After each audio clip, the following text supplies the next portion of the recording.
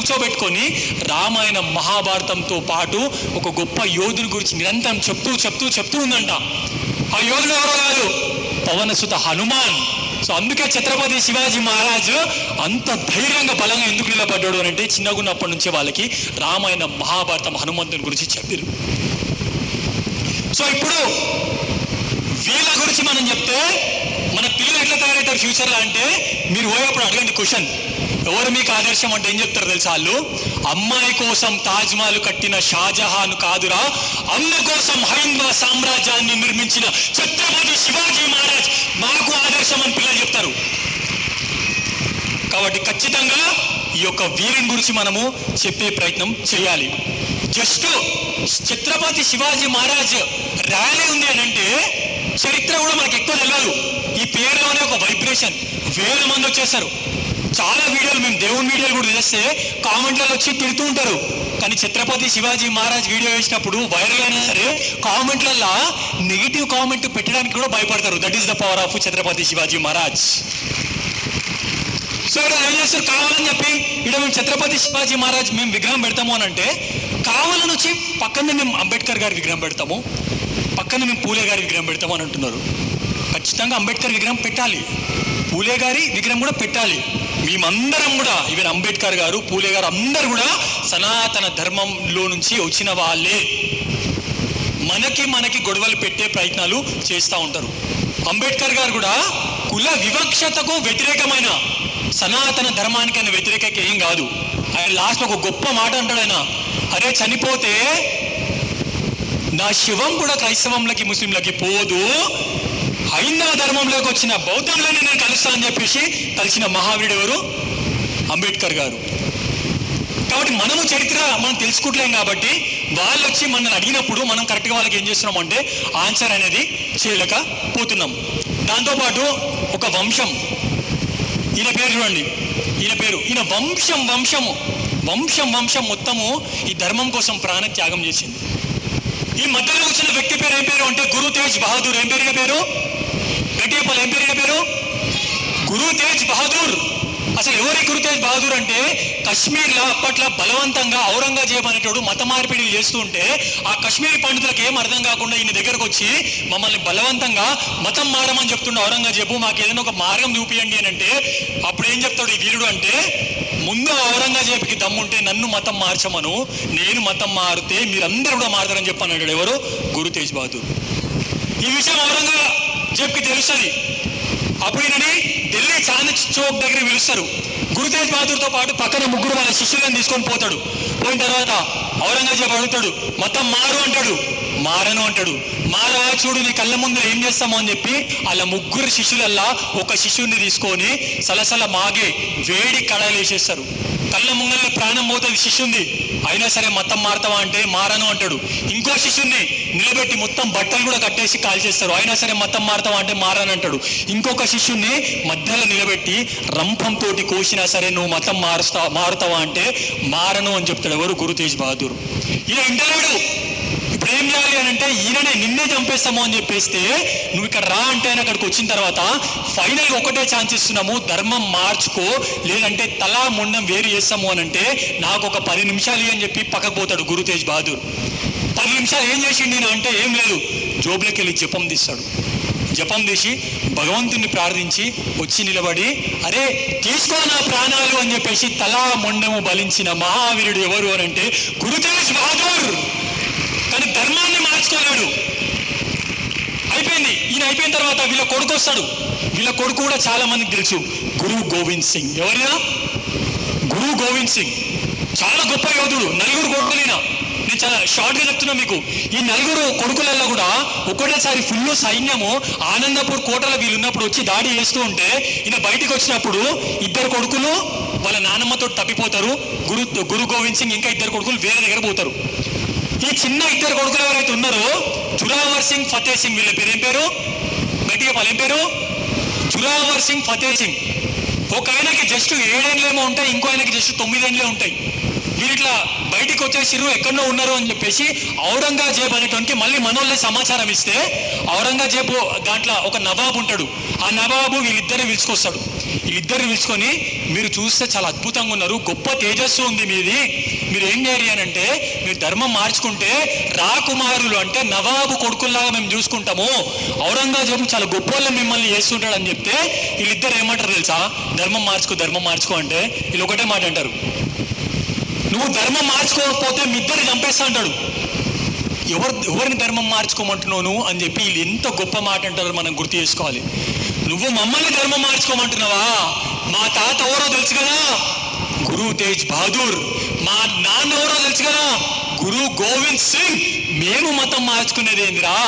మాకు మతము కంటే ధర్మం మార్చుకో అంటున్నావు కదా, మాకు ప్రాణం కంటే ధర్మమే ప్రీతి అని చెప్పి ఈ యొక్క గొప్ప వీరులు చెప్తే కళ్ళ ముంగల్లో ఈ పిల్లలు ఇంటలేరు అని చెప్పేసి బతికున్న పిల్లలని, అంటే ప్రపంచంలో ఇంతకంటే ఘోరంగా ఏ చిన్న పిల్లలను కూడా చంపలేరమ్మా. వీళ్ళిద్దరు బతికుండగానే ఇటుకలు కట్టేసి వీళ్ళిద్దరిని కూడా జీవ సమాధి చేసినా సరే ధర్మం మార్చుకోర్రి అని అంటే, ప్రాణం పోయినా సరే ధర్మం మార్చుకోను అని చెప్పి జీవ సమాధి అయిపోయారు వీళ్ళిద్దరు. వాళ్ళే ఫతే సింగ్, జురావర్ సింగ్. వచ్చి ప్రభువుని నమ్ముకో అంటే మనము ఉన్నదంతా అమ్ముకుంటున్నాం. వీళ్ళ గురించి మనకు తెలిస్తే వాళ్ళు వచ్చి ప్రభువుని నమ్ముకో అంటే మనం ఒక గొప్ప మాట చెప్తాము, ప్రభువులకే ప్రభు, శ్రీరామచంద్ర ప్రభు అని చెప్పేసి మనము వాళ్ళకు చెప్పేంత స్థితిలో మనం పోతాము. ఈ వీరుల గురించి, ఈ చరిత్ర గురించి, ఈ ధర్మం గురించి మనము నేర్చుకుంటూ ఉంటే.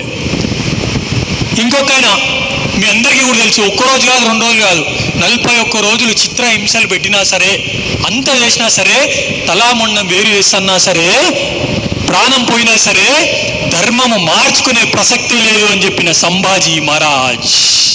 ఓనేనా? సంభాజీ మహారాజ్. గుడ్ థింగ్ ఏంటి అంటే చావా సినిమా వచ్చిన తర్వాత చాలా మంది మతం మార్చుకుందాము అనే డౌట్లో ఉన్న వాళ్ళు కూడా తిరిగి సనాతన ధర్మంలోకి వచ్చిర్రు. అది ఎవరు పోరు అంటే ఛత్రపతి శివాజీ మహారాజ్ యొక్క కొడుకు. ఎవరు గట్టి చెప్పాలి?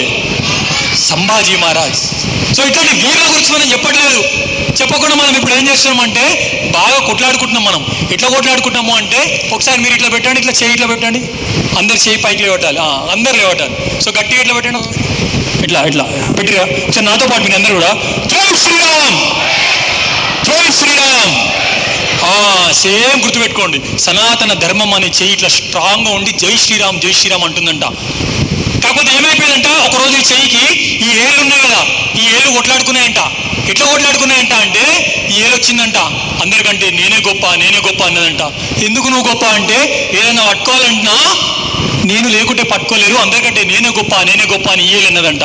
ఈ ఏళ్ళు వచ్చిందంట, నువ్వేంది గొప్ప, నన్ను చూపించాలంటే ఇట్లా చూపిస్తాడు అవడనా, నేను గొప్ప అని చెప్పేసి ఈ ఏళ్ళు అంటుందంట. ఈ ఏళ్ళు ఏం తక్కువదా, నాలానే బక్కగా పొడుగుంది కదా, సో అందరికంటే బక్కగా పొడుగా నేనే ఉన్నా కాబట్టి నేను గొప్ప అని చెప్పి ఈ ఏళ్ళు అంటుందంట. ఈ ఏళ్ళుకుంటుందా? ఈ ఫంక్షన్ వాళ్ళకి ఎక్కువ తెలుసు, పెళ్ళైనా ఎంగేజ్మెంట్ అయినా ఉంగరం నాకే దొరుకుతారు. సో అందరికంటే నేనే గొప్ప అని చెప్పి ఈ ఏళ్ళు అంటుందంట. ఇక ఫైనల్గా ఈ ఏళ్ళు తక్కువదా, ఈ ఏళ్ళు ఇట్లా లేచిందంట, నేనే గొప్ప అంటుందంట. ఇది గొప్పదా? ఇది మనం దీన్ని ఎందుకు యూజ్ చేస్తాం తెలుసు కదా, కానీ దాని వర్షన్ అది కాదు. నువ్వు ఎందుకు గొప్ప, నేను దానికి యూజ్ చేస్తాను, లే నేను గొప్ప ఎందుకు అంటే ఫస్ట్ అని లెక్క పెట్టాలంటే ఫస్ట్ అంటారు. కాబట్టి నేనే గొప్ప అని చెప్పి ఈ ఏలంటుందంట. సో ఇట్లా ఈ 5 ఏళ్ళు కొట్లాడుతూ ఉంటే తెలియకుండా అవతలికి ఒక బలమైన చెయ్యి వచ్చి సనాతన ధర్మం అనే ఈ చెయ్యిని గుద్దేస్తే ఈ చెయ్యి కింద పడ్డదమ్మా. సో ఈ చెయ్యి ఎవరో కాదు, ఈ ఏళ్ళు ఎవరో కదమ్మా, రెడ్డి అని కొట్టుకుంటున్నా ఒకే ఏళ్ళు, యాదవ్ అని కొట్టుకుంటున్నా ఇంకో ఏళ్ళు, బ్రాహ్మణ, ఎస్సీ ఎస్టీ, మాల మాదిగా అని చెప్పి కొట్టుకుంటున్నా ఈ ఏళ్ళమ్మా. ఈ ఏళ్ళు ఇట్లా కొడుతూ ఉంటే అవతల బలమైన చెయ్యి ఎవరో మనల్ని వచ్చి కూతున్నారు. ఏడగొట్టిరన్నా అంటే మొన్న పహల్గామ్లా 1 year అవుతుంది. వాడు వచ్చి ఏమడిగిండు, జస్ట్ నువ్వు రెడ్డియా యాదవా, మనం ఒకటే కుల పొలం కదా, కుసో అన్నాడా? అరే నువ్వు ఎవరు అన్నాడు, హిందువా ముస్లిమా అన్నాడు. చెప్పకపోతే చెడ్డీ ఇప్పి చూసి చంపేశారు. చంపినా కదా, ఇది వాట్సాప్ స్టోరీయా కాదు కదా, కాంగ్రెస్ వాళ్ళు కూడా చెప్పారు కదా, అందరు చెప్పారు కదా, సారీ. సో ఇదంతా కూడా మనల్ని కులాల వారిగా విభజించి విడగొట్టే ప్రయత్నం చేస్తున్నారు.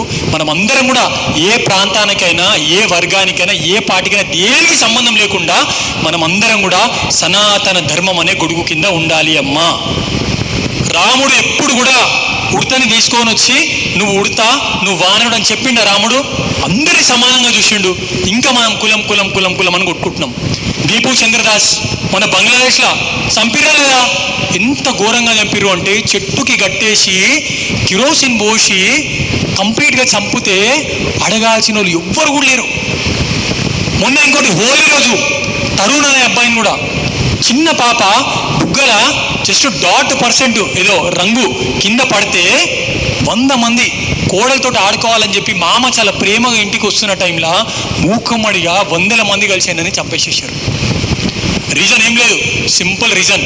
స్వామి వివేకానంద చెప్పినట్టు కులాల వారీగా మనం విడిపోయినాం కాబట్టి ఈ యొక్క సమస్య మనకి వస్తూ ఉంది. సో మనం అందరం కూడా మరీ పెద్దోళ్ళు తెలుసో తెలియక ఒక 1000-1200 ఏళ్ళు మనము బానిసతత్వంలో ఉన్నాం కాబట్టి ఈ కుల వివక్ష, వ్యవస్థ ఇవన్నీ కూడా వచ్చినాయి. కాబట్టి ఇవన్నీ కూడా మనము పక్కన పెట్టేసి ఖచ్చితంగా హిందువులు ఈరోజు హిందూ సమ్మేళనంలో నాకు తెలిసి ఏ ఆర్గనైజేషను డబ్బులు ఇవన్నీ లేకుండా 100 సంవత్సరాలు స్వచ్ఛందంగా నిస్వార్థంగా ఉందంటే కేవలం ఒకటే ఆర్గనైజేషన్, రాష్ట్రీయ స్వయం సేవక్ సంఘ్. గట్టిగా చప్పట్లు కొట్టాలి. ఎంత గొప్ప దూరదృష్టితోటి ఆ రోజు గురూజీ, డాక్టర్జీ వీళ్ళందరూ కూడా దూరదృష్టితోటి మన కోసం వాళ్ళు లైఫ్లో మొత్తం కూడా సాక్రిఫైస్ చేసి మనందరి కోసం ఇది పెట్టిర్రు. చాలామంది ఈరోజు చెప్తారు కదా, మన ఆర్ఎస్ఎస్లకు పంపించండి, విశ్వ హిందూ పరిషత్, బజరంగ్ దళ్ అంటే మా కొడుకు ఖరాబ్ అవుతాడు, మా కొడుకు బిజీ. అబ్బా, ధర్మం కోసం పనిచేయాలంటేనే కాశ్మీర్లో సేమ్ ఇట్లనే అన్నారు అప్పట్లో. ఇట్లనే అని చెప్పి బిజీ అని అదని ఇదని చెప్పి బంగ్లాలు సంపాదించారు, భూములు సంపాదించారు, అన్నీ సంపాదించారు. కానీ ఒక రోజు వచ్చినప్పుడు వాళ్ళ బంగ్లాలు, వాళ్ళ కార్లు, వాళ్ళ భూములు వాళ్ళని కాపాడలేవు. వాళ్ళందరూ కూడా అక్కడ నుంచి ఏమైపోయారు, తరమ పడిపోయారు. వాళ్ళు ఎవరాలు? కచ్చప్ప మహర్షి వంశస్థులు, కాశ్మీర్ పండితులు, వాళ్ళకే దిక్కులేదు. కాబట్టి ఖచ్చితంగా మనమందరం కూడా ఏడుకోతే మీ కొడుకులు బిడ్డలు చెడిపోరో నాకు తెలియదు, కానీ రాష్ట్రీయ స్వయం సేవకు పోతే మాత్రం ఖచ్చితంగా చెడిపోకుండా గొప్ప స్థానంలో ఉంటారు పిల్లలందరూ కూడా. కాబట్టి ఖచ్చితంగా ప్రతి ఒక్కరు కూడా రాష్ట్రీయ స్వయం సేవకి పోవాలి. సో ఇంకా లాస్ట్ ఒకటే మాట చెప్పి నేను ముగిస్తా. సో మనం అందరం కూడా చాలామంది అమ్మ తులసీదాస్ గారు కూడా ఇంత చిన్న హనుమాన్ చాలీసాని ఇచ్చిండు.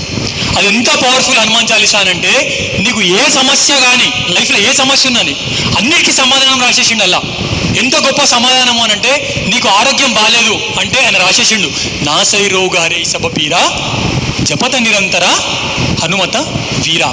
నీకు లైఫ్లో చాలా కష్టాలు ఉన్నాయి, ఏం అర్థమైతే లేదు, ఇంకో లైన్ రాసిండు, సంకట కటై మిటై సబపీరా జౌసుమిరే హనుమత బలవీరా. నీ లైఫ్లో ఎవ్వరు లేరు, చెప్పుకోవడానికి ఒక మనిషి కూడా లేడు. ఇంకొక లైన్ ఉందాడ, సబసుకలా హే తుమ్హారీ శరణ తుమరక్షకు కహకో ధరణ. ఈ కోరిక ఆ కోరిక అన్ని కోరికలు తీరుతాయన్న అంటే ప్రతి ఒక్క కోరిక తీరుతాయి.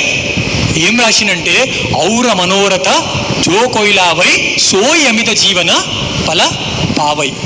నువ్వు చెప్తున్నావా అన్న అంటే నేను చెప్తలేను, సాక్షాత్ ఎవరు చెప్తురు అని అంటే శంకరుడు పార్వతీదేవి మీద ఒట్టేసి చెప్తున్నా అంట. హనుమాన్ చాలీస ఎవరైతే చేస్తారో చాలా భక్తిగా వాళ్ళందరికీ కూడా మంచి జరుగుతుందని సాక్షాత్ ఎవరు చెప్పిండు? గట్టి చెప్పాలి, ఎవరు చెప్పిండు? శివుడు చెప్పిండు. సో చిన్నపిల్లలకి ఎప్పుడైనా సరే స్టిల్ మా దాంట్లో కూడా జ్వరం వచ్చింది, దగ్గు వచ్చింది అని అంటే ధన్మం తీసుకొని పోయి తాయితలు కట్టిస్తారు. తాయితలు అంటే తెలుసుగా మీకు?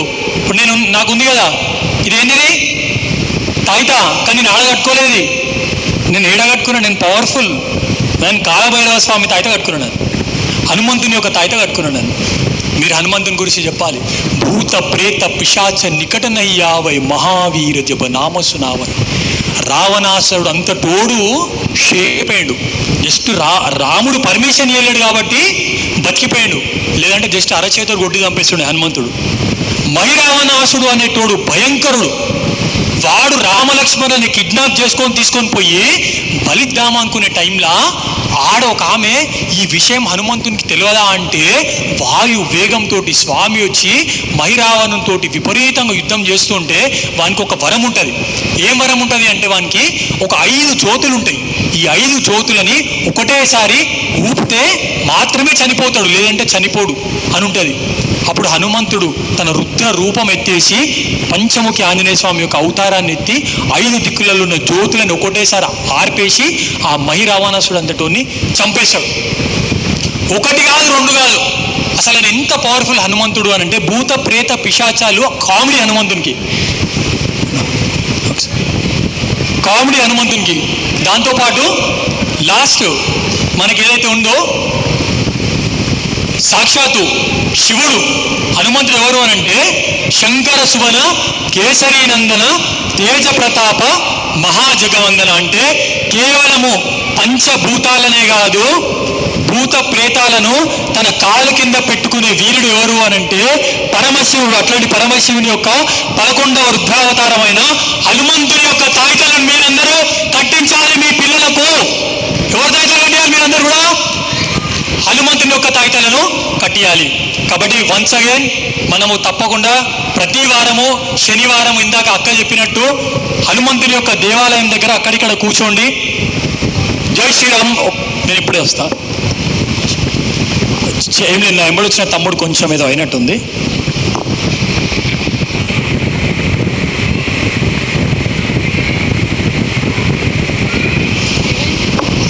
సారీ యాక్చువల్గా సరే ఒకసారి ఇక్కడ చూడాలి మీరు అందరూ. ఏం కాలేదు, నా వెంబడి వచ్చిన తమ్ముడు కొంచెం ఏదో ఉన్నట్టు. జై శ్రీరామ్. చేతులు అందరూ 2 పైకి కొట్టాలి, అందరు చేతులు పైకి కొట్టాలి. చలో 1 2 3 4 5 టైమ్స్. జై శ్రీరామ్, జై శ్రీరామ్, జై శ్రీరామ్, జై శ్రీరామ్, జై శ్రీరామ్, జై శ్రీరామ్. భారత్ మాతా కీ జై, భారత్ మాతా కీ జై. నాకు ఒక మంచి అవకాశం ఇచ్చిన హిందూ సమ్మేళనం వెలిమల్ల గ్రామం టీం అందరికీ కూడా హృదయపూర్వక ధన్యవాదాలు తెలియజేస్తున్నా. భారత్ మాతా కీ జై.